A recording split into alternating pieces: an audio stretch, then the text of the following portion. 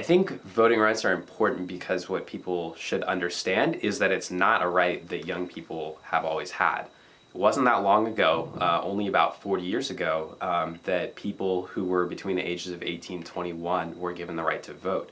Before that, you had to pay taxes, you had to abide by the decisions and laws that governments made, but you didn't get to have any sort of a say in what those things were.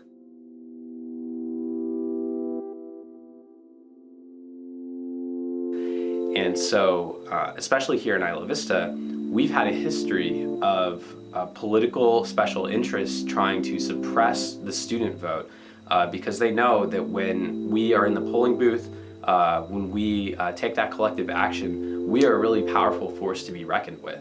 The percentage of people of color and immigrants in the United States is growing.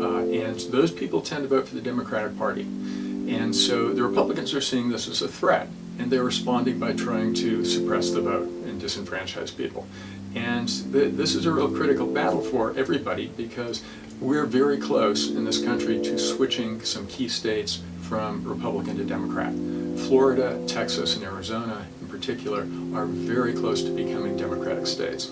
And when they do, that switches the senators, that switches the votes in the Electoral College, and suddenly the entire Congress becomes much more Democratic. So this is a key battle, and unfortunately one of the strategies that the Republicans are following is to try to take people's right to vote away.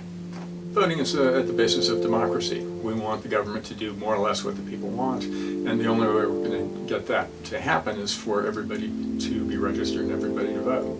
Voting rights, they're movement building opportunities. They bring people together.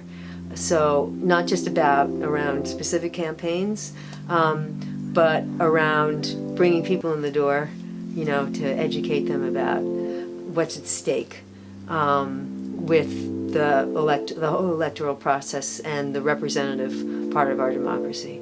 There was a lawsuit to throw out every single vote that UCSB students cast on UCSB's campus and in Isla Vista. That was only in 2008.